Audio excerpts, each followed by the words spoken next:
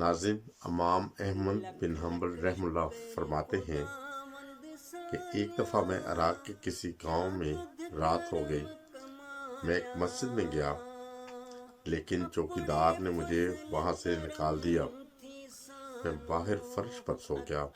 چوکیدار نے مجھے پاؤں سے پکڑ کر گھسیٹ کر مسجد سے دور کر دیا۔ ایک خدا ترس آدمی مجھے اپنے گھر لے گیا۔ وہ شخص چلتے پھرتے، اٹھتے بیٹھتے، ہر وقت استغفار پڑھتا رہتا۔ صبح ہوئی تو میں نے شخص سے پوچھا کہ آپ کو استغفار پڑھنے کا کوئی فائدہ ہوا ہے؟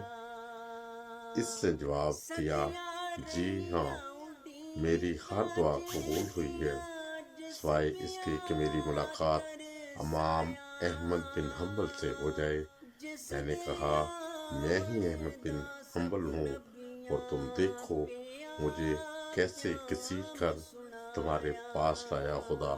یہ دیکھیں، یہ دعائیں قبول ہوتی ہیں، آج بھی قبول ہوتی ہیں اور پہلے بھی قبول ہوتی تھی، مگر یہ ہے کہ ہم اگر صدقے دل سے خدا سے دعا کریں۔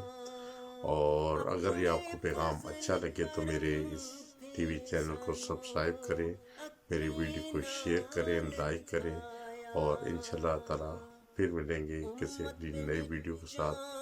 دعا میں یاد رکھیے گا۔